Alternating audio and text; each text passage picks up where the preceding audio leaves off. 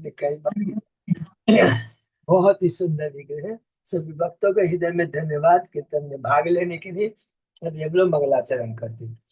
ओम अज्ञानतिमिरान्धस्य ज्ञानाञ्जनशलाकया चक्षुरुन्मीलितं येन तस्मै श्रीगुरुवे नमः।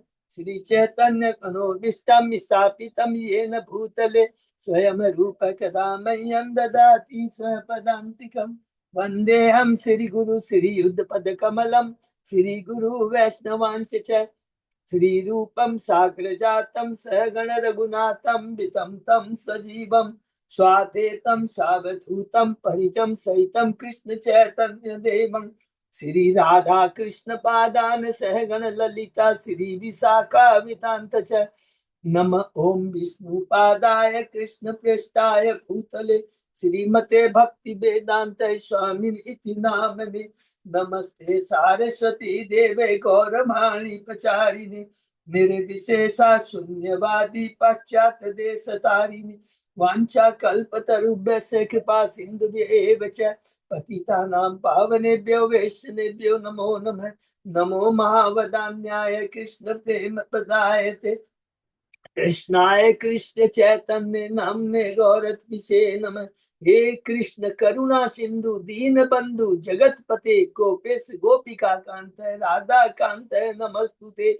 तप्त कांचन गौरांगी राधे वृंदावनेश्वरी विश्वानुसुते देवी प्रणमामि हरिप्रिय। नीलांचल निवासाय नित्याय परमात्मने बलभद्र सुभद्रायां जगन्नाथाय ते नमः। जय श्री कृष्ण चैतन्य प्रभु नित्यानंद श्री अद्वैत गदाधर श्रीवासादि गौर भक्त वृंद। मुखम करोति वाचालम पंगु लंगे गिरिम यत्कृपातमहं वंदे श्री गुरुम दीनतारिणम। परमानंद माधवम श्री चैतन्येश्वरम। हरे कृष्ण कृष्ण कृष्ण हरे हरे हरे राम राम राम हरे हरे। श्री श्री मंगलाचरण की जय। शिला प्रभुपाद की जय। हरे कृष्णा। आज की इस भगवत चर्चा में सभी भक्तों का हार्दिक स्वागत है। सभी भक्तों के चरणों में मेरा सादर दंडवत प्रणाम है। राधा माधव राधा गोविंद परम वैष्णव गुरु आचार्यों की असीम कृपा से हम लोग कई दिनों से श्रीमद् भागवतम के ऊपर चर्चा कर पा रहे हैं। कैंटो 11 में हम लोग पहुंच गए। हरि बोल।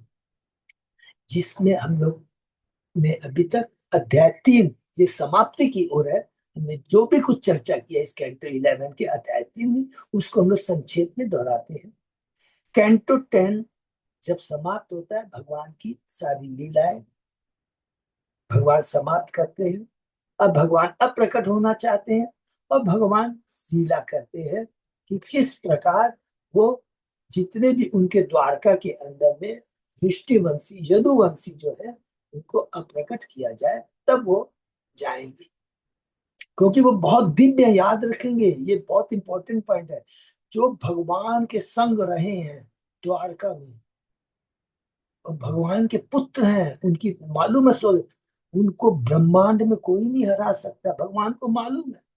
लेकिन जब वो भगवान उनको नहीं दिखेंगे तो बिना भगवान के वो पागल हो जाएंगे उत्पात करना शुरू कर देंगे। ये बहुत अलग से इसके ऊपर हम लोग चर्चा करेंगे। भगवान का जो भक्त होता है बहुत बड़े भगवान जिनको भगवान सदैव दिखाई देते हैं। और सबसे बड़ी बात है द्वारका में भगवान कितने साल थे? 95 साल 95 96 साल थे। सोचिए। तो उन भगवान का उनको 24 घंटा दर्शन होता था। कितने भाग्यशाली। कोई मामूली नहीं है वो। तो भगवान कहते हैं इनको मैं पहले अप्रकट करके जाऊंगा और वो कार्य कर भगवान कर सकते हैं और ब्रह्मांड में कोई नहीं कर सकता था। इसलिए भगवान ने उनको पहले अप्रकट करवाया। उसके लिए हम लोग ने मूसल लीला जो कि हमने पढ़ा था कि किस प्रकार साहब ने ऋषियों के चरणों में अपराध किया। कहता पेट में क्या है वो लीला हमने पढ़ा है। तो मेरे लड़का है लड़की ऋषि ने कहा मूसल मूसल लोहा लोहा निकलता है। किस प्रकार वो उग्रसेन के पास जाते हैं वो अपनी बुद्धि लगाते हैं। क्या बुद्धि लगाते हैं? माने बोलने की बात चाहते हो तो सब कृपालु सब भगवान के पिता कंस के पिता इसलिए नहीं बोलना है लेकिन वो लगाते हैं। और देखिए भगवान कैसे उसकी बुद्धि मती बनते। उग्रसेन को मालूम है कृष्ण भगवान है। माने कृष्ण से सलाह नहीं लेते हैं। जब भगवान की देखिए माया कैसे काम करती है। ये यहाँ पर वो माया नहीं है योग माया कैसे काम करती है। उग्रसेन भगवान कृष्ण से भी नहीं पूछते थे कि देखो शाम के संग ऐसा हुआ, पेट से मूसल निकला है, ऋषियों ने अभिशाप कर, भगवान तो सब जानते ही है, तो पूछने की पूछा भी क्यों नहीं, पूछते नहीं है। बोलता ठीक है, जाकर उसको चूर्ण कर करके गंगा जी में फेंक दो। भगवान ने कहा कुछ भी कर दो, वही सूल बन के खड़े हो जाते हैं नदी, और फिर वही आपस में मिल कर कर करके वो एक दूसरे को मार देते। तो ये लीला आगे हम लोग अभी पढ़ेंगे, है? ये मूसल लीला है जो संक्षेप में बता। दूसरे अध्याय में हमने पढ़ा कि किस प्रकार नारद जी वासुदेव के यहाँ एक दिन आते हैं, और वसुदेव कहते हैं मेरा परम सौभाग्य है, मुझे बताइए कि किस प्रकार मैं अपने जीवन को सफल बना सकूं। भगवान के पिता है, लेकिन ठीक है, नारद जी भी खुश हो जाते हैं। ये नहीं बोलते अरे आप तो भगवान के पिता मेरे से पूछ रहे हैं। जब भी भगवान से संबंधित कोई भी प्रश्न उठते हैं, भक्त पागल हो जाता है, नारद जी पागल हो जाते हैं। अरे आपने जो प्रश्न किए ये भगवान से संबंधित है, मैं आपको धन्यवाद देता हूँ, और बोलना शुरू करते हैं। तो बताते हैं किसके बारे में, निम्मी महाराज और नव योगेंद्र के बारे में। निम्मी कौन है हमने पढ़ लिया, परम भक्त राजा है, और योगेंद्र भगवान ऋषभ के पुत्र जो 100 पुत्र में 9 है, ये नव योगेंद्र है। तो उनके बारे में बताते हैं कि किस प्रकार एक बार नव योगेंद्र पहुंचते निम्मी महाराज के पास में, और निम्मी महाराज प्रश्न करते हैं, 9 प्रश्न करते हैं, उसमें से पहला प्रश्न का उत्तर देते हैं कवि महाराज। प्रश्न क्या है, जीवों का परम कल्याण किसमें, ये हमने पढ़ा। दूसरा, इसके बारे में डिटेल में हमने पढ़ा है, तो कभी फिर होगा तो रिपीट करेंगे। दूसरा प्रश्न करते हैं, अच्छा कर ही लेते हैं। पहला जो है, क्या कहते हैं, जीवों का कल्याण किसमें, अरे भगवान के चरण कमल का आश्रय लेने से जीव भय से मुक्त हो जाता है। आंख नीच करके भी दौड़ेगा तो लड़खड़ाएगा नहीं। हरि नाम सर्व मंगलकारी है। कोई भी भौतिक जगत में जो चीज है वो कृष्ण से संबंधित है। अगर हम कहते हैं कृष्ण से संबंधित नहीं है तो ये भ्रम है। अगर ये भावना रखता है तो वो भगवान का प्रत्यक्ष अनुभव कर सकता है, भौतिक आसक्ति से निकल सकता है, और दिव्य भगवान की प्रेमा भक्ति में अग्रसर होता है, स्थापित होता है। दूसरा प्रश्न करते हैं, जो देते हैं कवि के बाद हवि। हवि देते हैं, बताते किसके बारे में, 3 श्रेणी के जो भक्त होते हैं, उत्तम, मध्य और कनिष्ठ। फिर तीसरा प्रश्न करते हैं, मुझे माया के बारे में बताइए, भगवान की माया के बारे में। इसका उत्तर अंतरिक्ष देते हैं, कहते हैं ये भौतिक जगत है। जब जीव अपनी भौतिक इच्छा को पूर्ति करना चाहता है तो भगवान इस भौतिक जगत की स्थापना करते हैं, साथ ही साथ भगवान इस भौतिक जगत से निकलने का, चरम मोक्ष प्राप्त करने का अवसर भी प्रदान करते हैं। फिर चौथा प्रश्न करते हैं, इस माया से कैसे निकला जाए, निम्मी महाराज पूछते हैं। तो प्रबुद्ध चौथे योगेंद्र कहते हैं, माया से मुक्त होने का एक भौतिक जगत में जीव जो सोचता मैंने इतनी संपत्ति रीले से स्थापित की है, ये स्थायी है नहीं, ये कोई स्थायी नहीं है, इससे निकलना है। तो निकलना है तो क्या करना है, भगवान की भक्ति करनी है। कैसे भक्ति करनी है, गंभीरता पूर्वक असली सुख की इच्छा रखने के लिए प्रामाणिक गुरु की खोज करनी चाहिए, और गुरु ही वास्तविक ज्ञान दे सकता है। उसके बाद में नेक्स्ट प्रश्न करते हैं, 5वां प्रश्न करते हैं कि मुझे भगवान की भगवता के बारे में, भगवान के बारे में बताइए। इसका उत्तर कौन देते हैं, पिपलायन देते। क्या उत्तर देते हैं, भगवान ही सृष्टि पालन संहार करने वाले हैं, जो कुछ भी है भगवान है। मूर्ख जीव अपने छोटे से मस्तिष्क से भगवान को जानना चाहता है, ये मूर्खता है। भगवान को जानने की विधि अपने ज्ञान से नहीं है, भगवान की कृपा से प्राप्त कर सकते हैं। भगवान जब तक अपने को प्रकाशित नहीं करेंगे तो हम जिंदगी में बड़े से बड़े देवता, ब्रह्मा जी जो सबसे बुद्धिमान कहलाए जाते हैं, जो जीवों के, वो तक भ्रमित हो जाते हैं, तो हम कौन सी खेत की मूली है।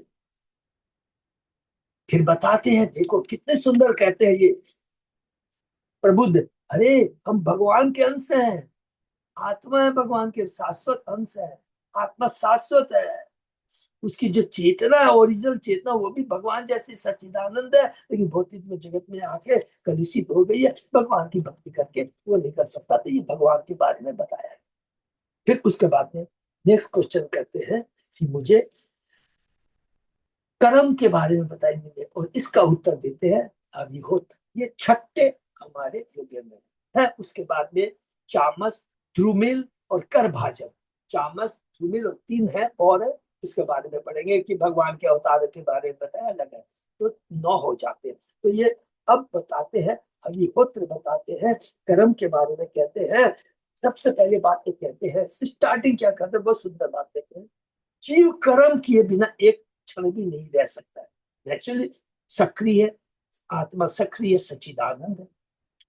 और कर्म क्या होते हैं? कर्म अकर्म और विकर्म। कर्म है जो शास्त्रों द्वारा अनुमोदित है, विकर्म है जो शास्त्रों द्वारा अनुमोदित नहीं, और अकर्म वो है जो शास्त्रों ने कहा गया उसको हम करते नहीं। और फिर अकर्म का जो मैंने बार बार रिपीट किया, जो दिव्य बातें हैं, हम जो लोग अलग से पढ़ेंगे कि कर्म में अकर्म, अकर्म में कर्म। ये यहाँ चर्चा नहीं करेंगे, बहुत लंबा विषय है जो कि गीता के 30 अध्याय है। फिर भी जब समय मिले या अभी देख लेंगे, सिचुएशन मिलेगी तो हम लोग डिस्कस करें या कर ही लेते हैं। अकर्म किसको बोलते हैं? देखिए, भौतिक दृष्टि से तुमको ये चीज बोला गया, तुमने नहीं किया। एक आध्यात्मिक दृष्टि से जो कर्म करने के बाद भी कर्म फल नहीं देते हैं, उसको अकर्म कहते हैं। मैंने भगवान के लिए सारे कार्य किए हैं, कोई मेरी भौतिक इच्छा नहीं है, तो मैं कर्म करके भी उसको अकर्म कहलाएगा, कोई इसका फल नहीं मिलेगा। इसके विपरीत आम सोचते कि मैंने कोई कर्म नहीं किया है, कर्म न करके भी आपको कर्म फल लगता है, वो कर्म कहलाते हैं। जैसे अर्जुन है, क्षत्रिय है, तुझे युद्ध करना चाहिए, मैं युद्ध नहीं करूंगा, तो वो मना करता है, तो वो का युद्ध नहीं करने के बाद भी उसको दोष लगेगा। तो मनुष्य का जो कर्तव्य है वो करना है, निष्काम भाव से, बिना कोई फल की इच्छा किए। वो कर्म होते भी अकर्म कहलाता है, और अकर्म न होते हुए भी कर्म कहलाता है। अर्जुन कहता है मैं नहीं, तू भगवान कहता तू क्या सोचता नरक में जाएगा? क्षत्रिय हो करके बोले अरे मैंने तो युद्ध भी नहीं किया, कुछ भी नहीं किया, मैं नरक में क्यों जाऊं? यस, अकर्म में भी यह कर्म कहलाता है। क्यों कर्म कहलाता है? इसका कारण है, जिसमें मेरे को अपनी इंद्रिय तृप्ति मिलती, अरे मैं इसका भला कर रहा हूं, मैं किसी को मारूंगा नहीं। जैसे राजा है, राजा किसी को दंड नहीं देता है, वो नरक में जाएगा वो राजा। अरे तुम्हारा कर्तव्य है प्रजा को पालन करना, जो गलत है उसको दंड देना, जो अच्छी प्रजा है उसको पुरस्कार देना। यही भगवान का काम है। राजा इज ए रिप्रेजेंटेटिव ऑफ भगवान। और कहेगा नहीं मैं इसको डांटूंगा तो उसको बुरा लगेगा। ये चीज हमको अपने जीवन में भी उतारना है, लेकिन बहुत तरीके से उतारना है। हम प्रीचिंग भी करते हैं, किसी में कोई गलत है, हमारा भक्त अच्छे से नहीं कर पा रहा है, हम सोचेंगे यार इसको बोलेंगे तो बुरा लगेगा। गलत है, आप अन्याय कर रहे हो। You can not become a servant leader. बोलना है प्रभु यहाँ गलती है। तो ये सारी चीजें नहीं तो अकर्म में कर्म। आप सोचेंगे मैंने नहीं बोला तो इसका मतलब क्या होगा? आप हम लोग ये नहीं कह सकते और मैंने तो कुछ नहीं हो, अकर्म में कर्म कहला गया, क्योंकि जो तुमको करना चाहिए था वो तुमने नहीं किया है, न करके भी तुम उसके दंड के भागी बनते हो। तो ये सारी चीजें हैं। तो कल हम लोगों ने कुछ और पढ़ा, आगे बढ़ते हैं। बहुत सुंदर कल वाला हमने पढ़ा कि अग्निहोत्र कहते हैं कि ये मनुष्य जो है ना, मूर्खता बस बचपना दिखा करके मनुष्य योनि तो मिली है, लेकिन किसमें लगता है? वो सकाम कर्म में दिखर लग जाता है, जबकि वास्तविक लक्ष्य क्या है? कर्मों से मुक्त होना है, सकाम कर्मों से मुक्त होना है। इसीलिए बेचारे ये जो वेद है ना, इनका ये चरम उद्देश्य ये नहीं है कि लोगों को भोग में लगाना, लेकिन लोग इतने जिद्दी हैं कि क्या करें। तो कहते पहले उनको लालच, लॉलीपॉप देते हैं, अच्छा तुमको ये इच्छा है तो तुम ये करो। लेकिन वेद वह अलर्ट करते हैं, मनमानी करने के लिए नहीं देते। तेरी भोग की इच्छा है कोई बात नहीं है, तो समय भी दिस इज कॉल्ड रेगुलेटेड, माने कंट्रोल्ड इंद्रिय तृप्ति। कंट्रोल्ड माने जिसको क्या बोलते, कंट्रोल, जो भी हिंदी में जो भी, जिस माने लिमिट, ऐसा नहीं कि मनमानी कर लोगे, वो वेद कहते हैं। लेकिन इसका उद्देश्य वेद का क्या होता है कि एक बार इसको दे देते हैं, अच्छा ये बच्चा है मान नहीं रहा, मान रहे तो माँ कहती है ठीक है देखो चॉकलेट खाना बहुत खराब है, लेकिन तू बहुत जिद पकड़ लिया, चल एक तो खा ले। मनमानी नहीं देगी माँ, लेकिन एक चॉकलेट के बाद में क्या बोलेगी? अब पढ़ाई कर, अच्छा अब दूध पी, अच्छा अब दवा ले। उद्देश्य माँ का क्या होता है? दवा दिलाना। उद्देश्य क्या होता है? पढ़ाई करो, चॉकलेट खिलाना नहीं होता है। वही वेदों का उद्देश्य, यही वास्तविक उद्देश्य वेदों का होता है, जो कि कल हम लोगों ने पढ़ा। फिर उसमें हमने पढ़ा जो वेदों के आदेशों में अटल नहीं होता, अर्थात जिसको कहा कि तुमको संयमित, हाँ संयमित, संयमित इंद्रिय तृप्ति करनी है, उसको भी नहीं मानता है, उसकी बड़ी दुर्गति होती है। अच्छा तेरी भोग की इच्छा है, स्त्री संग करने की इच्छा है, कोई बात नहीं, ब्याह कर ले, शादी कर ले, कोई प्रॉब्लम नहीं है शास्त्र। लेकिन तू कहेगा कि नहीं मेरे को करना भी नहीं है, तो इसको व्यभिचार कहते हैं, वो हो गया पशु योनि। ये चीजों का हमको ध्यान, ये दो श्लोक में बहुत पावरफुल बातें क्या, तो ये चीज हमें रखना है। लेकिन शास्त्रों का चरम उद्देश्य क्या है? भगवान की भक्ति करना है। वेदों का, अब जैसे कल हम लोग बात करेंगे, वेदों में अलग अलग है, पुराण इतने हैं। कितने पुराण है? 18 पुराण है। केवल एक पुराण स्कंद पुराण में 80,000 श्लोक है, बताइए। भागवतम में तो केवल 18। और अलग अलग पुराणों में अलग अलग चीजें रहती है। कई बार आप जैसे बोलेंगे, जैसे कि कल हमारे वो कि प्रभु ये लिख, एक चीज को याद रखेंगे, इतना तत्व को याद रखेंगे, सब चीज क्लियर आपको हो जाएगी। ब्रह्मा जी के एक दिन में कितने युग होते हैं? 1,000 चतुर्युग होते हैं, ठीक है। एक चतुर्युग का मतलब क्या हो गया? सत्ययुग, त्रेता युग, द्वापर युग और कलयुग।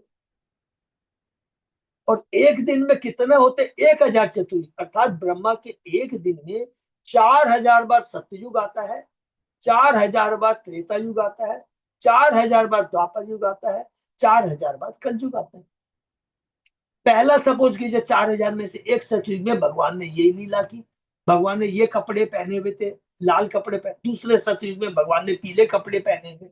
तीसरे सतयुग में भगवान ने हरे कपड़े पहने हुए, भगवान ने अलग स्टाइल करे। तो एक जन आर्गू करेगा, प्रभु भगवान ने तो ये पहने हुए थे, भगवान ने दूसरा कहेगा ये पहने हुए थे। अरे तीनों राइट है भाई, भगवान का तो 4,000 बस सतयुग आता है, तो अलग अलग होता है। अभी आप रथ यात्रा में गए, पिछली बोलेंगे हमारी सुनीति कृपा दाती माता जी कि प्रभु जी आज तो भगवान ने ये पहने थे, कोई आर्गू करेगा नहीं ये पहने, अरे ये पिछले साल पहने थे, तुम भी राइट हो ये भी राइट। ये सब चीजों को ध्यान रखना। बहुत पुराने अलग अलग जगह अलग अलग लीलाएं आपको मिलेगी, सब सही है। को तत्व को समझना है, जो प्रभुपाद जी ने अपने तात्पर्य में बताया, तो हमारा जीवन धन्य हो जाएगा। तत्व क्या है?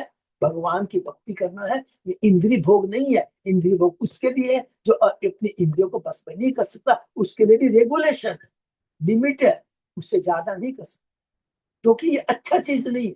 हरिनाम जितना भी कीजिए, इसके लिए कोई रेगुलेशन है क्या? मैंने कह दिया 16 माला, आप 21 माला भी कर सकते, नहीं 16 से ज्यादा से नहीं कर सकते, ऐसा है क्या? जो हमारा कल्याण करने वाला है उसके लिए कोई लिमिट नहीं है, जो हमें बंधन में डालने वाला है उसके लिए लिमिटेशन है। इस चीज को मैं समझ। अब हमको है कि बहुत जन जैसे कल एक दो जन और में से पूछ रहा है, प्रभु जी सतोगुण, अच्छा अच्छा देवताओं की पूजा है। अरे भाई लिखा है कि जो सतोगुणी होते हैं देवताओं की पूजा करते हैं, रजोगुणी होते हैं वो इसी पृथ्वी पर रहते हैं। तो इस पृथ्वी पर रहने का मतलब हुआ अरे भाई रजोगुणी का मतलब जो हो गया कि जिनका, अच्छा हाँ इस पर भी एक एग्जाम्पल, एक एग्जाम्पल है, 2 मिनट चर्चा करेंगे नहीं तो टीचिंग में बहुत नुकसान। सतोगुणी कौन है, रजोगुणी कौन है और तमोगुणी कौन है? हम अपना एग्जाम्पल लीजिए, हम सतोगुणी है रजोगुणी है, कोई भी एक जन बोलिए। पहला चीज तो ये है हम बंधे हुए हैं, देवता भी बंधे हुए हैं, तो देवता को सतोगुणी बोला गया, तो आर दे प्योर सतोगुणी? तो उनको बंधा हुआ क्यों बोला जाता? वो प्योर सतोगुणी नहीं है। हम लोग क्या रजोगुणी है क्या? हम लोग प्योर रजोगुणी नहीं है। सत्वगुण और रजोगुण का हमारे मिक्सचर है। से फॉर एग्जाम्पल मात्रा अलग अलग हो सकती है। जैसे कहते हैं फर्स्ट डिवीजन में कितना आना चाहिए, 60% से ऊपर होगा तो फर्स्ट डिवीजन। अरे 100 से लेकर 40 मार्क्स का डिफरेंस है ना। जो 60 लाया है वो भी फर्स्ट डिवीजन, 61 भी लाया वो भी। लेकिन परसेंटेज में जो फर्क होता है वो कह सकते हैं नहीं नहीं भैया, इसका 100 में से 99 है, तेरे 60 आए हैं, तो 39 का फर्क है। उसी तरह उसी सतोगुण की मात्रा किसी में कम होती है, ज्यादा होती है। देवताओं में सतोगुणी की मात्रा ज्यादा होती है, रजोगुणी की कम। हम लोगों में क्या है, सतोगुणी 50% हो सकता है, रजोगुणी 50% हो सकता है। हम प्योर यदि रजोगुणी है तो हम किसकी पूजा करेंगे, कोई भी बताएं। प्योर रजोगुणी यदि है, वो देवताओं की पूजा नहीं करेगी, वो यक्ष और राक्षसों की पूजा करेगी। शायद मेरे ख्याल से गीता में लिखा हुआ, कौन सा अध्याय में याद नहीं है, 17वां अध्याय में लिखा है। जो सतोगुणी होते हैं वो देवताओं की पूजा करते हैं, जो रजोगुणी होते हैं यक्ष राक्षस की पूजा करते हैं, जो तमोगुणी होते हैं भूत पिशाच की पूजा करते हैं। हम लोग क्या है, हम लोग प्योर रजोगुणी है क्या? हम क्या भूत पिशाच यक्ष राक्षस की पूजा करते हैं? नहीं, हम देवताओं की पूजा करते हैं। तो इस चीज को, कंसेप्ट को, तत्व को समझना पड़ेगा अच्छे से, समझे कि नहीं? तो अपना खुद असेसमेंट हम कर सकते हैं कि वेद हम लोग क्या है। प्रभु, झूठ बोलने की बात नहीं है, रजोगुण का भी प्रभाव है, आसक्ति तो है, लेकिन सत्वगुण भी हम लोगों में है। 100% है, कोई डाउट। तो अपने को अपनी पोजीशन हिसाब से समझ करके हर चीज को बोलना है, ये पीछे आपको हेल्प करेगा। तो अभी और आगे हम लोग चलते हैं कर्म के बारे में, जो बता रहे हैं अग्निहोत्री। ठीक है ना। ओम नमो भगवते वासुदेवाय। ओम नमो भगवते वासुदेवाय। ओम नमो भगवते वासुदेवाय। नारायण नमस्कृत्य नरं च एव नरोत्तमं देवी सरस्वती व्यासं ततो जयं उदीरे। नष्प्रायेषु भद्रेषु नित्यं भागवत सेवया भगवती उत्तम श्लोके भक्ति भवति नष्ट की। कृष्णाय वासुदेवाय देवकी नंदनाय च नंद गोप कुमाराय गोविंदाय नमो नमः। आराधयो भगवान भजेश तनय ततदाम वृंदावनम रमया काचित उपासना ब्रजवधूवर्गेण्य कल्पिता।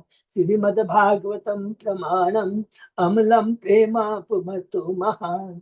श्री चैतन्य महाप्रभो मतमिदं तत् आदरो न पर। हरे कृष्ण कृष्ण कृष्ण हरे हरे, हरे राम राम राम हरे हरे। कैंटो 11 अध्याय 3 श्लोक नंबर 46। बहुत बहुत धन्यवाद, अच्छी तरीके से शुरू करते हैं। वेदोक्तमेव कुर्वाणो निसंग अर्पितमीश्वरे नैष्कर्म्याम लभते सिद्धिं रोचनार्थ रोचना रोचनार्थ अर्थ फलश्रुति। निर्लिप्त होकर वेदों द्वारा बताए गए नियमित कार्यों को संपन्न करने और ऐसे कार्य के फल भगवान को अर्पित करने से मनुष्य को भौतिक कर्म के बंधन से मुक्ति रूपी सिद्धि मिल जाती है। प्रामाणिक शास्त्रों में प्रदत्त भौतिक कर्म फल वैदिक ज्ञान के चरम लक्ष्य नहीं है, अपितु कर्ता में रुचि उत्पन्न कराने के निमित्त। कितना सुंदर सुंदर बात लिखा है कि जो हम वेदों में द्वारा जो हम कर्म करते हैं उससे जो हमको फल मिलता है वो हमारे चरम लक्ष्य नहीं है। लेकिन क्योंकि हम रेगुलेटेड नियम के अनुसार जो कि वेदों में नियम है कि तुमको जो चीज चाहिए, ये चीज चाहिए तो इस देवता की पूजा करें। ये मोटा मोटी हम लोग सतोगुण लेवल के हैं, इस तरह की माने प्योर रजोगुण वालों के बारे में नहीं। हम लोग जैसे हैं, हम लोग तो भगवान की भक्ति करते इसलिए कृपा करके अपने लोग को ये नहीं समझना कि हम लोग भी देवी देवता की, भले ही मन में इच्छा आए जो कि प्योर नहीं है, लेकिन हृदय से इच्छा नहीं होती। देखिए दो चीज, मेरे को कष्ट आ रहे हैं, क्या करूं क्या करूं, अच्छा इसने रिकमेंड किया तो चुप के साथ सोचेंगे कि अच्छा इसकी भगवान की तो मैं भक्ति कर रहा हूँ, थोड़ा सा मैं देवता की भी कर लेता हूँ। ये मन में कभी किसी के आता है तो वो किसी को दोष नहीं देना चाहिए। मन में पश्चाताप गिलानी जरूर आती है, देखो मेरे को क्या भगवान पे विश्वास नहीं, तब याद आता नहीं, देखो ये मेरे कर्मों का प्रभाव है, कोई घबराने की बात नहीं। जो इसमें अधिक हो जाता है वो सबसे सक्सेस हो जाता है। कोई बेचारा थोड़ा कमजोर है, नहीं हो पाता है, तो कोई बात नहीं, लेकिन भगवान उसको मदद करेंगे और अल्टीमेटली वो भक्ति में आएगा ही आएगा। अरे जब यहाँ पर लिखा हुआ है, जो संयमित रूप से वेदों के नियमों के अनुसार इंद्रिय भोग करता है या देवताओं के पास जाता करता है, उसमें खराब, अच्छा अल्टीमेट लक्ष्य तो नहीं है, लेकिन खराबी नहीं है। क्यों खराबी? धीरे धीरे धीरे धीरे धर्म अर्थ काम हो तो भक्ति में आएगा या, इसलिए लिखा वैदिक ज्ञान के चरम लक्ष्य नहीं, अपितु कर्ता में रुचि उत्पन्न कराने के निमित्त है। लेकिन धीरे धीरे वो भगवान की जो परम जो धर्म है उसमें रुचि पैदा करता है। लेकिन जो विकर्म करते हैं उनका तो बंटा धार है, वो 100% नरक योनि में, पशु योनि में जाएगा। ठीक है ना? तो वेदों का लक्ष्य हमें समझ में आ गया कि अल्टीमेटली उन्हें भक्ति में लाना, न कि उन्हें केवल भोग में फंसाए रखना। ये है वेद। मनुष्य जीवन प्रकृति के नियमों द्वारा बद्ध जीव को प्रदत्त किया गया अवसर। हरि बोल। मनुष्य योनि बहुत दुर्लभ है जिससे वह भगवान के साथ अपने निसंबंध को समझ सके। दुर्भाग्यवश मनुष्य योनि में भी जीव भोजन, निद्रा, सुरक्षा तथा मैथुन जैसी पार्श्विक वृत्तियों के स्तर को बढ़ाने में लगा रहता है। पशु योनि के जो कार्य उसी में लिप्त रहता है, जिसको कह सकते हैं प्योर प्योर प्योर तमोगुणी या रजोगुणी, कुछ भी कह। क्योंकि प्योर जो रजोगुणी होगा 100% वो तमोगुणी में जाएगा ही जाएगा। कैसे? उदाहरण देके बताता हूँ आपको।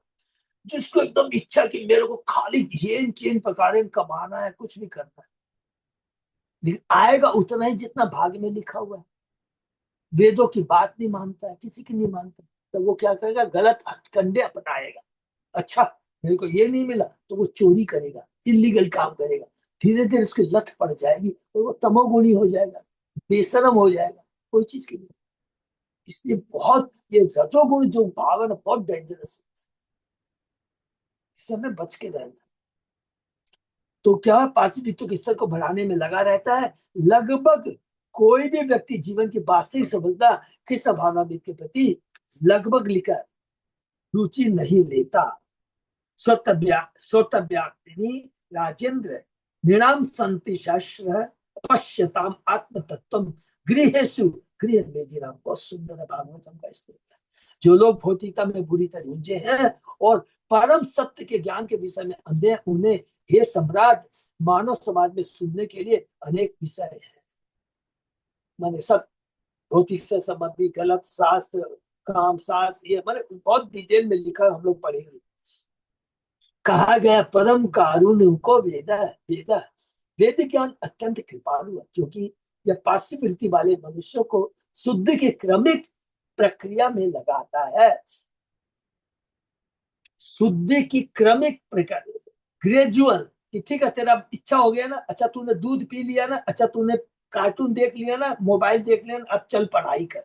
धीरे, इसको कहते हैं क्रमिक क्रिया में लगाता है बच्चे के, जिसकी चरम परिणति भगवान श्री कृष्ण की परम चेतना। हरि बोल। लक्ष्य क्या है?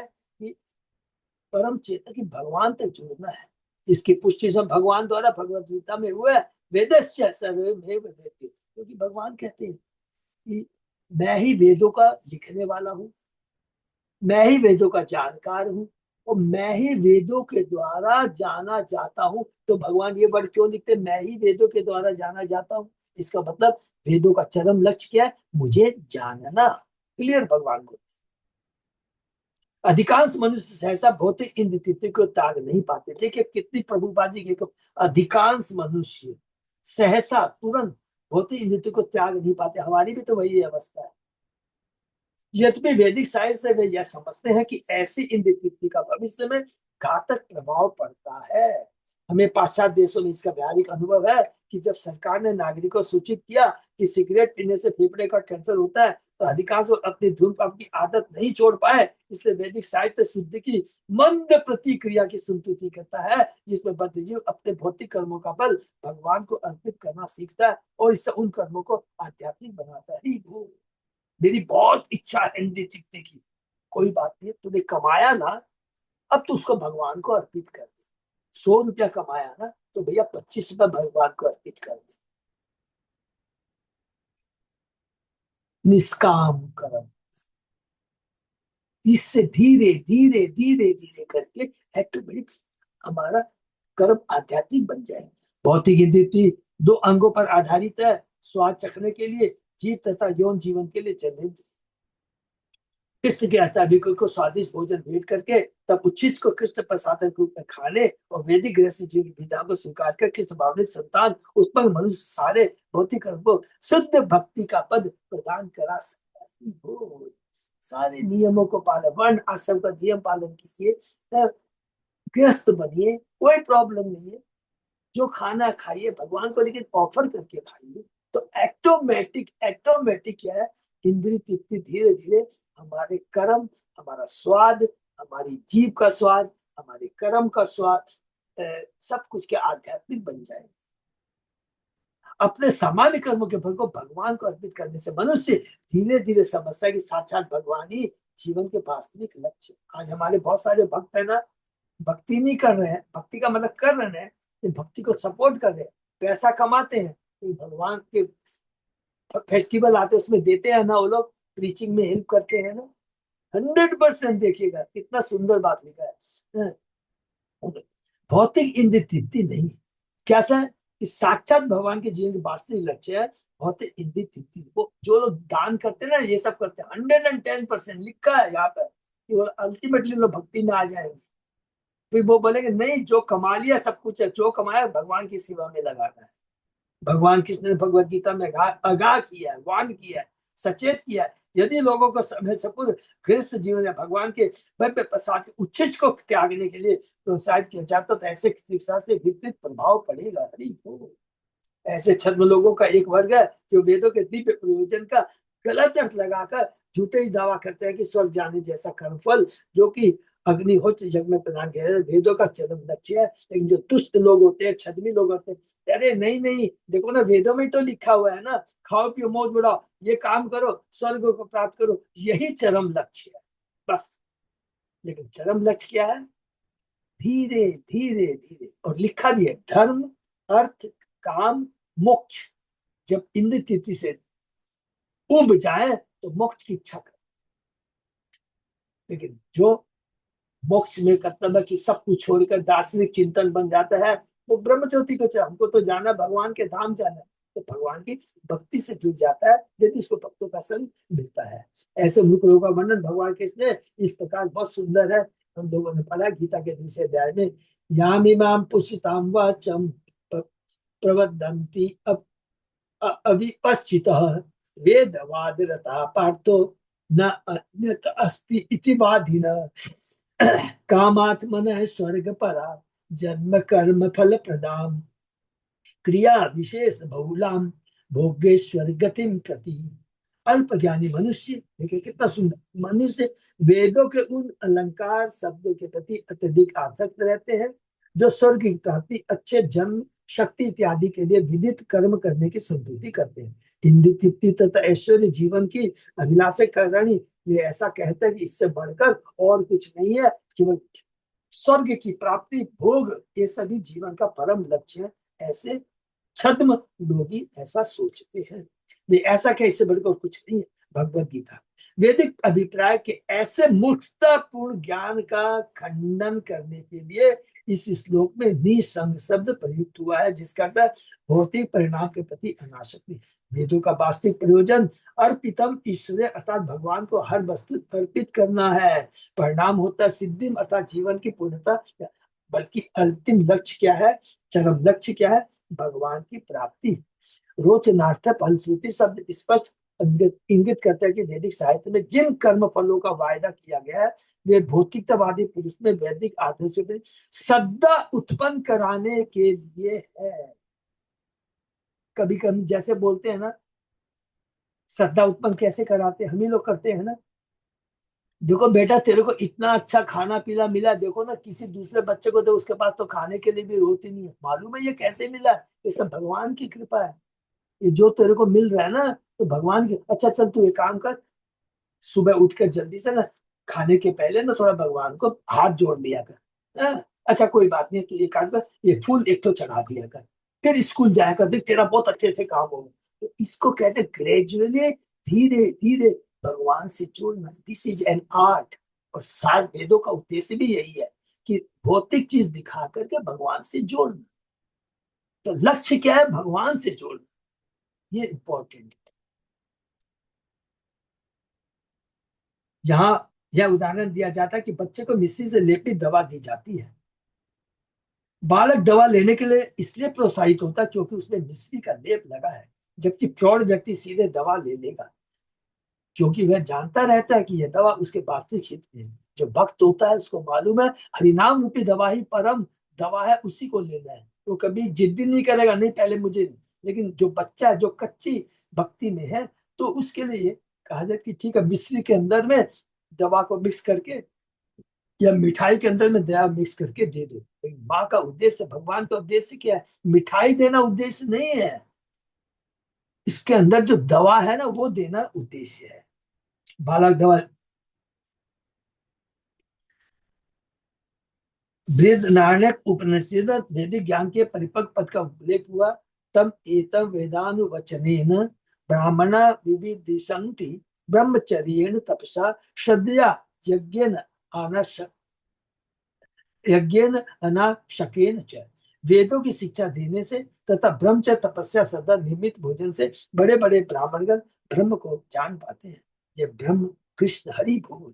जैसा कि भगवत गीता में कहा, यद्यपि कभी कभी वेदों में बताए गए अनुष्ठान भौतिक सकाम करके सदृश लगते हैं, किंतु यह कर्म आध्यात्मिक बन जाता है क्योंकि इसका फल ब्रह्म को अर्पित रहता है। मिश्रित मिश्री लेपित माने मिठाई से लेपित दवा तथा सामान्य मिश्री देखने या स्वाद में एक जैसी ही होती है, किंतु मिश्री लेपित दवा में जो औषधि गुण है वह सामान्य मिश्री में नहीं पाया जाता। हरि बोल। इसी प्रकार इस श्लोक में आए शब्द निष्कर्म लभते सिद्धिम से यशुचित होता के वैदिक साधनों का पालन करता क्रमशः जीवन की सर्वो सिद्धि शुद्ध भगवती को प्राप्त होता है। जैसा कि चेतन हो गया प्रेम पूर्वतो मान। तो हम लोग यहाँ पर कर्म के बारे में जो बता रहे हैं, आई होप कि कर्म वो होने चाहिए जो कृष्ण से संबंधित हो। वेदों में जो सकाम कर्म के बारे में बताया गया, मेरे भक्तों, ये केवल भोग के लिए नहीं है। सकाम कर्म कौन सा सकाम बताया? कि लिमिटेड, रेगुलेटेड, संनिमित, नियमित ढंग से करने का, मनमानी नहीं। और उसका उद्देश्य है कि धीरे धीरे हमको भगवान से, भक्ति से जोड़ा जाए, कृष्ण से जोड़ा जाए। तो ये कितने 3-4 श्लोक, बहुत 44 से लेकर 46 तक में पाठ है। आगे देखते क्या कहते हैं। यह आशु हृदय ग्रंथि निर्जीषु परात्मन विधिनो उपचरित देवम तंत्र उक्तेन च केशवम। जो व्यक्ति आत्मा को बांधने वाली मिथ्या अहंकार की गांठ को तुरंत काट देने का इच्छुक होता है, उसे वैदिक ग्रंथों तथा तंत्रों में प्राप्त अनुष्ठानों के द्वारा भगवान केशव की पूजा करनी चाहिए। हरि बोल। वैदिक ग्रंथों में पर ब्रह्म के ऐसे गुह्य वर्णन मिलते हैं जो दार्शनिक चिंतन के लिए प्रेरित करते हैं। जो लोग कर्म कांड का पालन करते हैं उन्हें वेद स्वर्गीय फल प्रदान करते हैं, किंतु जैसा कि इस अध्याय के श्लोक के 44 में कहा गया, वेदों के ऐसे ज्ञान कांड कर्म कांड बाला नाम अनुशासनम है।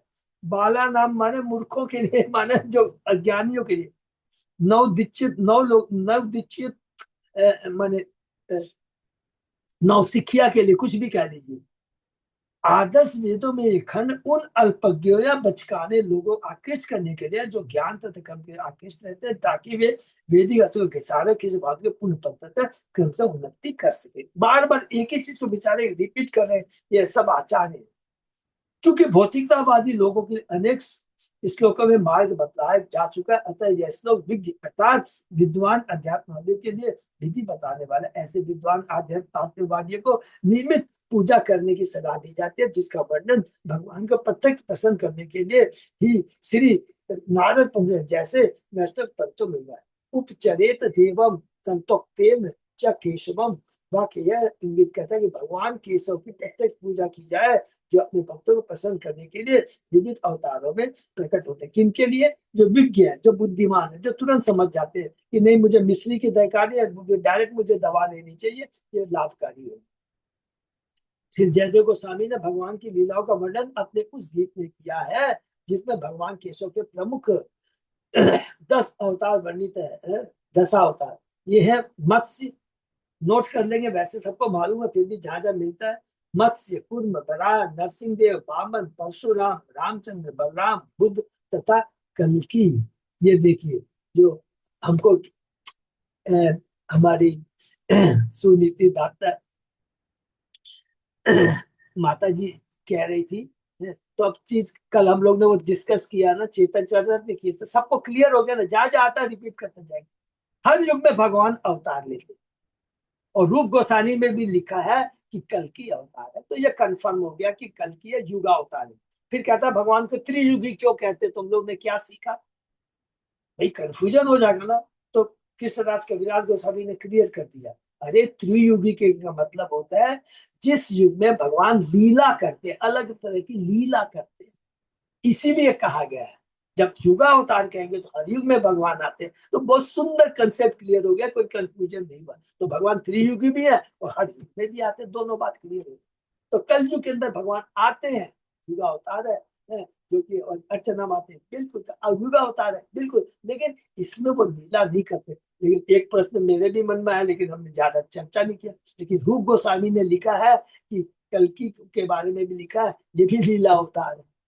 तो हम आचार्यों से पूछेंगे ऐसा क्यों लिखा, रूप गोस्वामी आचार्य है? लेकिन मेनली त्रियुगी का मतलब है कि 3 युग में भगवान लीला करते हैं, लेकिन हर युग में भगवान तो आते ही हैं। 6 चीजें हमने पढ़ा, पुरुषा अवतार, लीला अवतार, गुणा अवतार, युगा अवतार, ये सारी हम लोगों ने चीज पढ़ी, अलग अलग चीज बहुत सी। मनवंतर अवतार है, सब चीज हमने पढ़ा है। ये अलग अलग मनवंतर में आते हैं, अलग अलग युग में आते हैं, अर्थात भगवान के अवतार असंख्य अरब खरब करोड़ों है।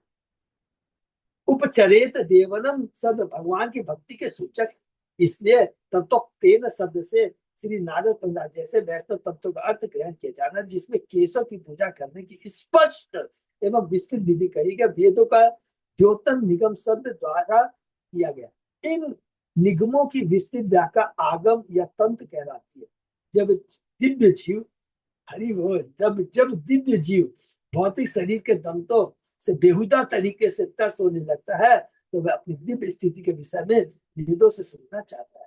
आंसू शब्द द्योतन करता है कि जो लोग इस संसार से जल्दी छुटकारा पाने के इच्छुक है और पूर्ण ज्ञान के नित्य आनंद में जीवन को प्राप्त करना चाहते हैं, उन्हें पिछले श्लोकों में वर्णित प्राथमिक वैदिक स्थानों को एक और रखकर सीधे भगवान की पूजा करनी चाहिए। हरि बोल। आंसू जो इच्छुक है, जिसको समझ में आ गया है, जो विज्ञ है, विज्ञ माने बुद्धिमान है, उसको वैदिक के जो वैदिक स्थानों के बारे में लिखा उसको अलग ताक पे रख देना चाहिए, उसमें इंटरेस्ट नहीं लेना चाहिए, क्योंकि हम इंटेलिजेंट, हमको समझ में आ गया है। और आज हमारी वही स्थिति है, बोलने में कोई शर्म नहीं है, बिल्कुल। हम कोई भी यहाँ पर अभी भक्ति करें 99% हम लोग कोई भी देवताओं, ऐसा नहीं है अरे नहीं नहीं नहीं ये भी कर रहा हूँ ये भी कर रहा हूँ, 99%। अगर किसी का है तो कोई घबराने की बात नहीं है, धीरे धीरे वो भी खत्म हो जाएगा, है? कोई छिपाने की दरकार नहीं, लेकिन लक्ष्य मेरे को मालूम है कृष्ण है, ये सबसे बड़ी चीज है, ये विश्वास सबसे बड़ी चीज। तो कभी किसी को दोष नहीं देंगे, प्रभु ये भक्ति भी कर रहा है, देखो तो देवताओं की कभी कभी पूजा कर लेता है, तो कभी भी ऐसे किसी पर दोषारोपण नहीं करना चाहिए, बिल्कुल नहीं करना चाहिए। क्योंकि सबसे बड़ी बात है वो आज हरिनाम कर रहा है, 16 महाराज जब कर रहा है, फॉलो कर रहा है, तो उसमें किसी को दोष नहीं देना है, अलग रखकर सीधे भगवान की पूजा करनी चाहिए। हरि बोल। लब्धवा अनुग्रह आचार्य तेन संदर्शित आगमन आगमन आगम महापुरुषम अभ्यर्चेत मूर्तिया अभिमतया आत्मन। अपने गुरु की, जो शिष्य को वैदिक शास्त्रों के आदेश बतलाता है, देखिए कितनी बड़ी बात है, वैदिक शास्त्रों के आदेश क्या है, इसलिए गुरु के पास जाना चाहिए। कृपा करके, कृपा प्राप्त करके भक्त को चाहिए कि वह भगवान के अत्यंत आकर्षक किसी विशिष्ट आकार के हुए भगवान की पूजा करे। तो अब कर्म के बारे में वो बता रहे, हमारे कर्म है कृष्ण से संबंधित, भगवान से संबंधित रहने चाहिए, ये बात बता रहे हैं। अभी तक वेदों का सबको क्लियर हो गया, वेदों का उद्देश्य क्या हो गया, वेदों का चरम लक्ष्य क्या हो गया, बट अल्टीमेट लक्ष्य क्या, भगवान की भक्ति, वो अभी बता रहे हैं। श्री जीव गोस्वामी के अनुसार लब्ध व अनुग्रह शब्द गुरु द्वारा औपचारिक दीक्षा का सूचक है। पद्म पुराण में कहने के औपचारिक दीक्षा का सूचक है, दीक्षा बहुत जरूरी है। सत्कर्म निपुणो विप्रो मंत्र तंत्र विशारद अवैष्णव गुरु सैत् वैष्णव स्वपचो गुरु प्रामाणिक गुरु को भगवान के चरणों से अनगर जीव होना चाहिए। ब्रह्मवैवर्त पुराण में कहा गया, बोध कलुषित कलुषित बोध कलुषित तेन दोराम्यम प्रकटीकृतम गुरुयेन प्रतिक्तेन त्यक्त पूरा हरि। जब कोई अपने ही गुरु को त्याग देता है तो वह अपनी बुद्धि को कलुषित करता है और चरित्र की अति दुर्बलता को प्रकट करता है। निसंन्यासा व्यक्ति भगवान हरि को पहले त्याग चुका होता है। इसको नोट करके रख लेंगे, इससे बड़ा कोई चीज माने उसका 100% पता नहीं, गुरु के बिना कुछ भी नहीं। प्रामाणिक से सदैव में रखना चाहिए कि जिसका सारा वैदिक ज्ञान उसके प्रामाणिक गुरु की कृपा से प्राप्त है। यदि कोई व्यक्ति ऊपर से या सनक वश प्रामाणिक वैष्णव गुरु को अपनाता तथा त्यागता है और कभी कभी अन्य गुरु की आकृष्ट होता है तो वह वैष्णव अपराध करता है, जो भगवत भक्त के विरुद्ध एक महान अपराध होता है। कभी कभी मूल नौसखिया दिल से सोचता कि गुरु के साथ उसका संबंध शिष्य की इंद्र तृप्ति के लिए, इसलिए आध्यात्मिक आकांक्षाओं के नाम पर ऐसा मूर्ख अपने पावन वैष्णव गुरु का परित्याग कर देता है। मनुष्य को चाहिए कि वह अपने को गुरु का नित्य दास माने, किंतु श्री जी गोस्वामी ने नारद पंचरात्र में निम्न श्लोक उद्धृत किया है, अवैष्णव उपदिष्टेन मंत्रेण निर्यण वर्जेन पुनश्च विधिना सम्यक ग्रह्येत वैष्णवाद गुरु। जिसने अवैष्णव से मंत्र दीक्षा ली है उसे नरक जाना होगा, देने वाला भी और देने वाला भी। अतएव उसे निर्धारित विधि से पुनः वैष्णव गुरु द्वारा उचित ढंग से शिक्षित होना चाहिए। कोई बात नहीं, गलती होती है। मैंने तो अभी हम लोगों ने बहुत लोगों ने देखा है ना, प्रभु हमें तो मालूम ही नहीं था, बचपन में मेरे माँ बाप ने इससे दीक्षा दिला दी। कोई घबराने की बात नहीं है, गुरु महाराज का कोई घबराने की बात नहीं है। एकदम बोल्डली बोला गुरु महाराज ने, कोई घबराने की बात नहीं है। त्यागो, उसको नोटिस दे दो, नोटिस देना जरूरी है, लिख के दे दो कि नहीं, उसमें अपराध नहीं है, क्योंकि मैं खुद ही प्रामाणिक गुरु नहीं है। और प्रामाणिक गुरु से दीक्षा लीजिए। हरे कृष्ण प्रभु प्रामाणिक, जी। हाँ माता जी।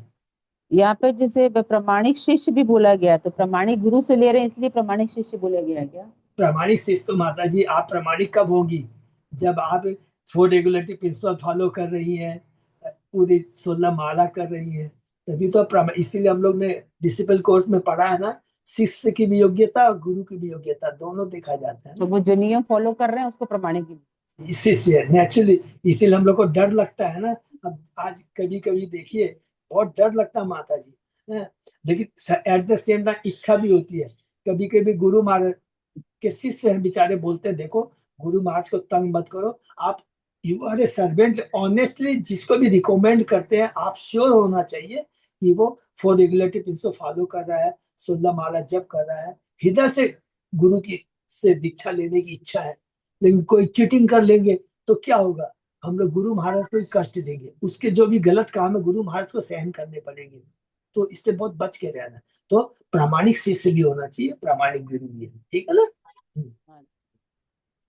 प्रामाणिक गुरु का यह कर्तव्य है कि वह शिष्य की योग्यता का सततता पूर्वक परीक्षण करे। हरि बोल। देखो गुरु देखता है, इसी तरह शिष्य को चाहिए कि प्रामाणिक गुरु के पास जाए, अन्यथा मूर्ख शिष्य तथा मनमार्ग दोनों ही प्रकृति के दंडित होता है। दोनों कहते हैं ना, गुरु और दोनों जाते गड्ढे में, क्या एक तो कहावत हम लोग बोलते हैं ना, अंधा गुरु अंधा शिष्य दोनों गड्ढे में जाते हैं, ऐसे कुछ मेरे को याद नहीं आ रहा है। मनुष्य को वैदिक ज्ञान की समस्त विवादास्पद लगने वाली शाखाओं को कृत्रिम से आत्मसात नहीं करना चाहिए, क्योंकि भगवान बार बार इतना इंपॉर्टेंस वेदस्य सर्वमेव वेद्यो, बद्ध जीवों की विविध प्रकृतियां विरोधी है। जो विरोधी वैदिक आदेशों अर्थात प्रवृत्ति तथा निवृत्ति मार्ग में लगे, क्योंकि सबसे सरल मार्ग है कि अद्वैत ज्ञान भगवान विष्णु की निमित्त पूजन विधि को ही सीखा जाए, प्रामाणिक शास्त्रों से और प्रामाणिक गुरु से। सिंपल चीज है, कुछ नहीं करना। देखिए भगवान प्रभुपाद जी इतने कृपालु, बहुत सिंपल विधि कर दिया, बोले इतना कंफ्यूजन मत हो। देखो प्रमाणिक गुरु चाहिए ना, मैंने लाइन से दे दिया प्रमाणिक गुरु, क्यों, मैंने तैयार किया, मैंने तैयार किया, कोई आलतू फालतू नहीं। बोल्डली गुरु महाराज कहते हैं, प्रभुपाद जी कहते हैं मैंने तैयार किया, कोई चिंता की बात नहीं। इससे बड़ा रेडीमेड बताइए जो इस्कॉन के अलावा कौन सा भी आज बता दीजिए मिल जाएगा। सब कुछ प्रामाणिक गुरु, प्रामाणिक शास्त्र, प्रामाणिक मंदिर, सब प्रामाणिक सारी शिक्षाएं, इतना सुंदर ढंग से बनाया हुआ, फिर भी हम सोचते रहते हैं अच्छा देखेंगे, कल सोचेंगे। अच्छा, इंद्र की इस तरह हम लोग को जकड़ी हुई है। वेदों में वर्णित सारे देवतागण भगवान विष्णु की सेवा के निमित्त सात सामग्री है। इस जगत में जो कुछ पाया जाता है वह भी भगवान की सेवा में लगाए जाने के निमित्त। हरि बोल, ये बहुत इंपॉर्टेंट लाइन है। इस जगत में जो कुछ भी पाया जाता है भगवान की सेवा में लग जाने, इंक्लूडिंग हमारा शरीर। हमारा शरीर भी क्योंकि भगवान का दिया हुआ है। 5 चीजों से बना ना, पृथ्वी अग्नि जल वायु का मन बुद्धि अहंकार, ये 8 तत्वों से। ये किसने दिया है? भगवान ने दिया है। समझना है एक चीज को, अन्यथा इसका कोई मूल्य नहीं है। हरि बोल। यदि कोई व्यक्ति भगवान की सेवा के लिए उपयोगी वस्तुओं का बनावटी परित्याग करता है तो हर वस्तु को कृष्ण के आनंद हेतु देखने की दिव्य योग्यता हो बैठता है। हरि बोल। कल हम दिखावटी मन से दिखाते हैं। भगवान को लगाया थाली, 1 मिनट में थाली को उठा लिया। अरे तू जब खाना खाता है तो पूरा 15 मिनट लेता है, और भगवान को जब भोग लगा रहा तो क्या भगवान 1 मिनट में? भाव बहुत जरूरी है। और भौतिक वस्तुओं को अपनी नीतियों के भोग हेतु मानने पर विवश हो जाएगा। दूसरे शब्दों में भौतिक वस्तुओं को परमेश्वर के आनंद के अनुसार स्वीकार करना या त्याग नहीं, अन्यथा वह शुद्ध भक्ति के पद के नीचे गिर जाएगा। देखिए, जब हम भोग लगाए ना, बड़ी श्रद्धा से भोग लगाना चाहिए, तब वो प्रसाद जो है ना वो इतना पावरफुल रहेगा। कुछ भी काम करे ना कोई, अच्छा यार इसमें बहुत कमाई है, लेकिन शास्त्र नहीं बोलता है ना, जितना भी लालच आए ना, जितना भी प्रलोभन आए ना, उसमें नहीं घुसना चाहिए। अच्छा हम नहीं समझ सकते तो गुरु से पूछ लीजिए। गुरु ऐसे ऐसे आश्चर्य की बात बताएंगे ना। मैं तो गुरु महाराज से, एक जन जाता है, गुरु महाराज मुझे क्या करना चाहिए? तुम सब कुछ छोड़ के आ जाओ भक्ति में। एक जन जाता है गुरु महाराज को, बोलता है गुरु महाराज मुझे क्या करना चाहिए? गुरु महाराज बोले नहीं, तुमको अपना बिजनेस कंटिन्यू रखना है, बिजनेस नहीं छोड़ना है। एक को भगवान बोले, गुरु महाराज बोलेंगे ठीक है तुम ब्रह्मचारी बन जाओ। एक को गुरु महाराज बोलेंगे तुम गृहस्थ बन जाओ। अरे गुरु महाराज भगवान का रिप्रेजेंटेटिव, उसको मालूम है कि अपने माँ को, अपने बच्चे की एक एक नब्ज मालूम है, पेट के एक एक कण के बारे में भगवान माँ जानती है, अपने बच्चे के बारे में। माँ कहती है ना तुम मुझसे मत छिपाने की चेष्टा मत, मैं तेरे बारे में सब जानती हूँ। तो माँ ऐसे नहीं बोलती, तो भगवान सब जानते हैं। तो हमारी मनोवृत्ति के हिसाब से हमारी सब चीज को देख करके गुरु बताता है कि तुझे क्या करना चाहिए क्या नहीं करना चाहिए। जैसा कि श्लोक में कहा गया है, लब्ध्वानुग्रह आचार्य। ऐसा विवेक तभी सीखा जा सकता है जब उसे प्रमाणिक गुरु की कृपा प्राप्त हो। गुरु ही सच्चे शिष्य को वैदिक ज्ञान की व्यावहारिकता बतलाता है। ये व्यावहारिकता वर्ड को अंडरलाइन कर लेंगे, प्रैक्टिकल बताता है। व्यावहारिक कैसे व्यावहारिक रूप से यूज किया, एक चीज दूसरे पे एप्लीकेबल होना कोई जरूरी नहीं है, प्रैक्टिकल बताते हैं गुरु महाराज। बहुत कृपालु है गुरु, बहुत कृपालु है। हरे कृष्णा प्रभु जी। हाँ माता जी। इसमें जो ये लाइन में इसका क्या मतलब था बताइएगा ना। वेदों में वर्णित सारे देवता गण भगवान विष्णु की सेवा के निमित्त साज सामग्री है, क्या मतलब है इसका? माता जी देवता भी क्या है? भगवान के अंग है, अंश है, और उनका भी कर्तव्य साज समान, मैंने वो भगवान की सेवा के लिए जो कुछ। देवता कोई स्पेशल पावर दिया गया है देवताओं का। देवता का उद्देश्य क्या है? अपनी तृप्ति वो कर, तृप्ति करते अपना भोग का आनंद लेते नहीं नहीं नहीं, तो देवताओं का भी उद्देश्य है भगवान की सेवा करना। देवताओं का देखिए एक्चुअली काम क्या होता है। अच्छा यहीं पर एक बार देवता क्या होता है ना, यदि देवताओं की मनोवृत्ति को जाइए, देवताओं के पावर को हम लोग समझते हैं। सपोज कीजिए इनकम टैक्स डिपार्टमेंट, हमको इनकम टैक्स जमा करना होता है, तो डायरेक्ट जाके हम प्राइम मिनिस्टर या प्रधानमंत्री राष्ट्रपति को तो इनकम टैक्स नहीं देते हैं ना। एक इनकम टैक्स डिपार्टमेंट बनाया गया है ना, वो हम जमा करते हैं। तो इनकम टैक्स ऑफिसर क्या वो पैसा को अपने जेब में रखता है क्या? नहीं, वो सरकार में डिपॉजिट करता है। तो देवताओं को भी हम लोग जो भी चीज देते हैं, अर्पित करते हैं, वो एक्चुअली वो भगवान को ही जाता है। देवता कोई नहीं, वो भगवान के। तीसरे अध्याय में क्या लिखा हुआ है? तीसरे अध्याय में तीसरा के 9वां श्लोक है या कौन सा श्लोक है, थोड़ा याद दिलाएंगे। तो पहले जो देवताओं को नहीं अर्पित करते हैं, तो देवताओं ले, का लेकिन लेकिन प्रभु जी जैसे बोलते हैं ना कि जैसे क्या चीज?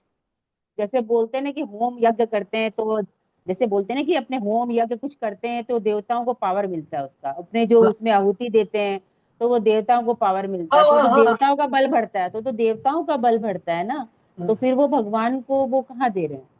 हेलो। देखिए, इसको ऊपरी दृष्टि से ऐसे बोला जाता है माता जी, ऐसे बोलता है। ये देवताओं के लिए का मतलब क्या होता है कि भगवान ने ये चीज दिया है अल्टीमेट। अच्छा, एक चीज मेरे को यहाँ पे जितने लोग बैठे हुए हैं, कोई भी ऐसी पूजा मेरे को बता दीजिए, दुर्गा पूजा, काली पूजा, जिसमें सबसे पहले विष्णु की पूजा ना होती हो।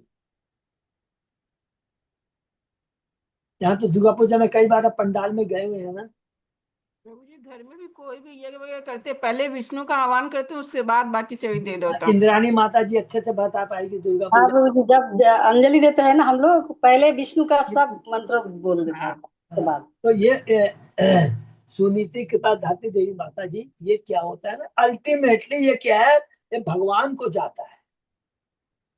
ये कोई भी हर भगवान पूजा में हर पूजा में पंच देवता पूजा होता है, हर हाँ पूजा में होता है कोई भी हर पूजा कोई। जाएगा पंच देवता पूजा भगवान करके सब आते पूजा जाता है। हरे कृष्ण भगव, भी। भगवान ने माध्यम रखा। अभी बात अलग हो गई है, अभी तो ऑनलाइन हो गया, सब मिडिल सब खत्म हो गया, सीधा डायरेक्ट गवर्नमेंट डिपार्टमेंट में जमा होता है इनका।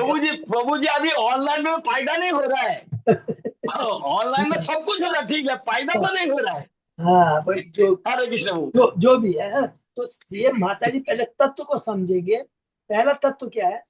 देवता कौन है? देवता हाँ, भगवान के द्वारा डिजेनेटेड, अपॉइंटेड, उनके किए गए हैं। माने क्या बोलते हैं, प्रतिनिधि है, प्रतिनिधि। हम्म, ये हमेशा है। और देवताओं का बहुत सम्मान करना चाहिए। हम्म, अच्छा, अब दूसरी चीज, सेकंड पॉइंट बोलता हूँ, जो कुछ भी है देवताओं के थ्रू भगवान को जाता है, क्योंकि भगवान ने कहा कि जो यज्ञ देते हैं देवताओं के माध्यम से मैं ग्रहण करता हूँ। इस श्लोक मेरे को याद नहीं आ रहा है, वो ये तीसरे अध्याय के अंदर में ही है। पहला ये भी चीज नाम यज्ञ तपस्याम, ये वाला भी तो है कि ना?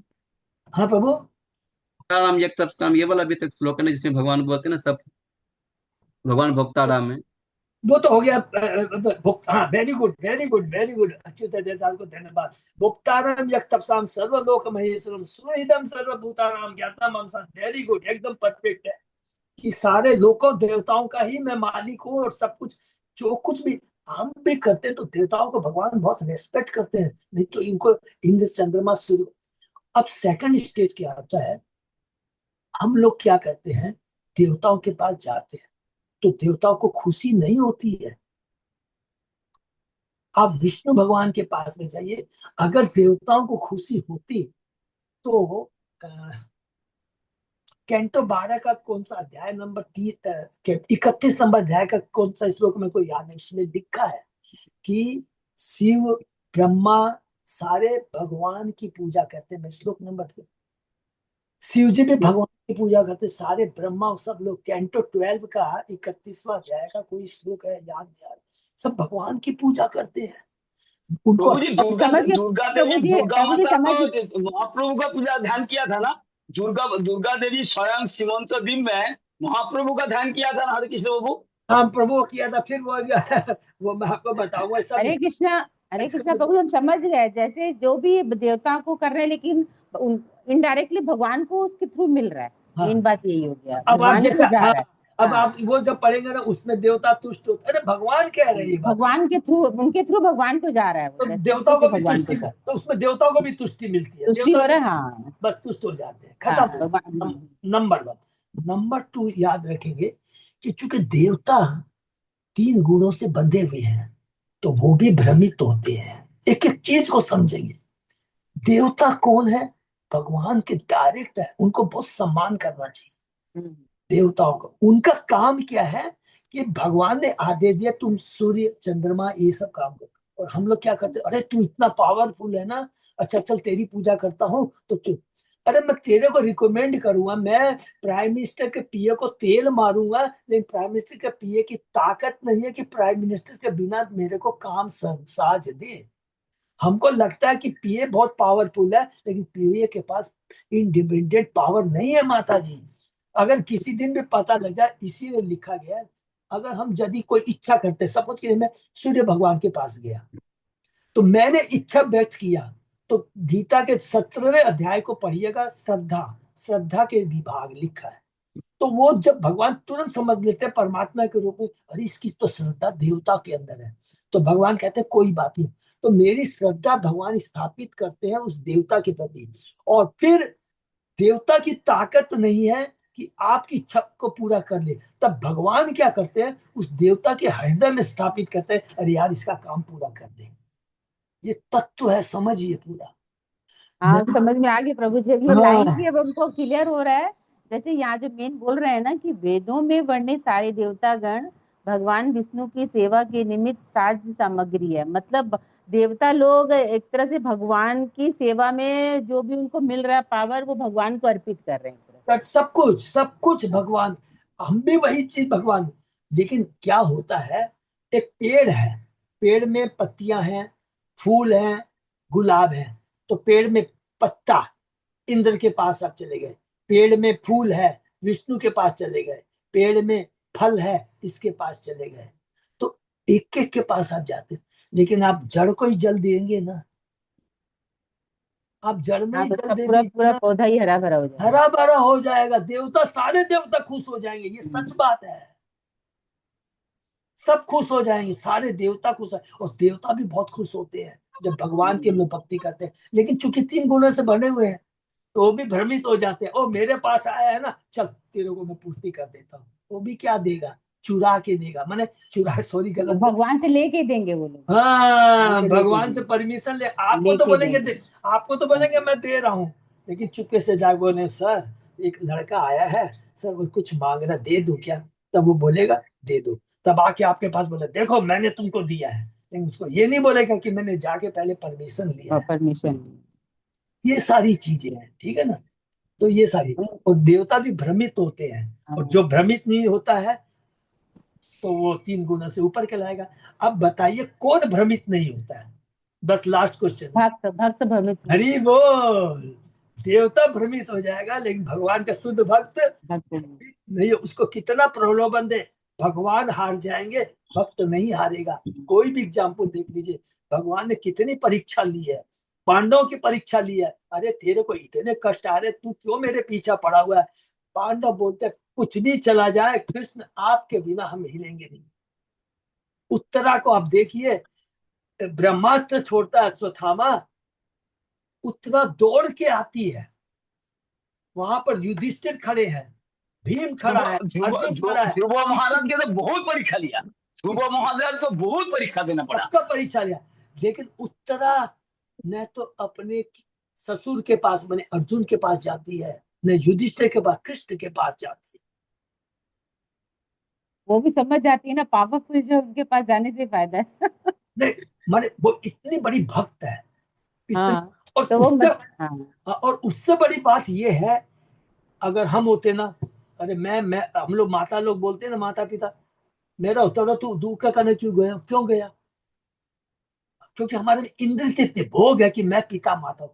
लेकिन अर्जुन को, युधिष्ठिर को, किसी को बुरा नहीं लगा, वो तो खुश हो गए, क्योंकि वो भी भगवान को पूर्ण समर्पित है, कोई समझ।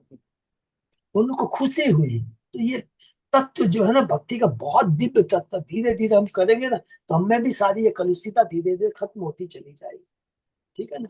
हरे कृष्णा, यही पर विराम देते हैं। तो चलिए धीरे धीरे हम लोग कर प्रभु रहे जी। हैं, ये सारी चीजें करें। बहुत बहुत धन्यवाद। और किसी का कोई प्रश्न है? नंदनी अग्रवाल माता जी को प्रश्न है सर। हाँ, नंदिनी हरे माता जी, हरि बोल। हरे कृष्ण प्रभु जी, दंडवत प्रणाम। धन्यवाद, प्रणाम माता जी, प्रभु धन्यवाद, जी, बोल। मेरा क्वेश्चन एक तो था कि है ना, जैसे एक इंसान घर में एकदम माया में, जैसे कोई भी एक, जैसे जिसके साथ हम कभी किसी के साथ रहते हैं करते हैं, तो एक इंसान पूरी तरह से माया में जकड़ा हुआ है। वो पूरी तरह से अपनी इंद्रियों के बारे में सोचता है, भौतिक में रहता है। और हाँ, दूसरा दूसरा दूसरा आदमी वो पूरी आध्यात्मिक में जाना चाहता है, और वो अपना पूरा प्रयास करे कि हम आध्यात्मिक में जाए। और सामने वाले को माया के, जो माया में उसको है ना बदलना चाहता है, लेकिन वो बदल नहीं रहा है, वो माया खुद उसको आध्यात्मिक को बदल रहा है।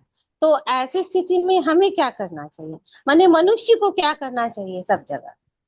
मैं आपका प्रश्न एक बार फिर से रिपीट करता हूँ। आपका ये बोलने का मतलब है कि घर में दो मेंबर है, एक पूरा माया में है और दूसरा आध्यात्मिक की ओर जाना चाहता है, ऐसा हाँ बोलना है आपका हाँ है, और वो उसको आने नहीं देना चाह रहा है, हाँ ऐसा है क्या आपका? हाँ, कैसे? यस यस प्रभु जी, यस। हाँ हाँ, तो उसमें कोई चिंता की बात नहीं है माता जी, कोई चिंता की बात नहीं है। ये नॉर्मल ये चीज आप मिलेगी, सब जगह आपको मिलेगी। हाँ, तो घबराने की बात नहीं है। हाँ, कभी भी इसमें बहुत टैक्टफुली चलना है, कभी भी ऐसे नहीं निकल नहीं मैं तो भक्ति ही करूंगी, आपको माया में पढ़ना तो पढ़ना नहीं। बहुत इसमें बहुत सुंदर ढंग से इसका सबसे बड़ा इजी उपाय है, सबसे इजी उपाय है, भगवान को हृदय में, भगवान को अंदर से, परमात्मा से प्रार्थना करते रहिए, मंदिर में प्रार्थना करते रहिए, चुपचाप भक्ति करते रहिए। तो उससे क्या होगा कि धीरे धीरे भगवान जो पूरा माया में है वो धीरे धीरे आपको डिस्टर्ब करना बंद कर देगी, नंबर 1। दूसरा स्टेज होगा जब आपकी भक्ति में शक्ति आ जाएगी तो 110% जो प्योर माया है उसमें भी परिवर्तन आ जाएगा, आएगा ही आएगा। क्योंकि हम लोग सब लोग इसी चीज से गुजरे हुए हैं। और परिवर्तन दिखाई नहीं देता, एक भी याद रखेंगे।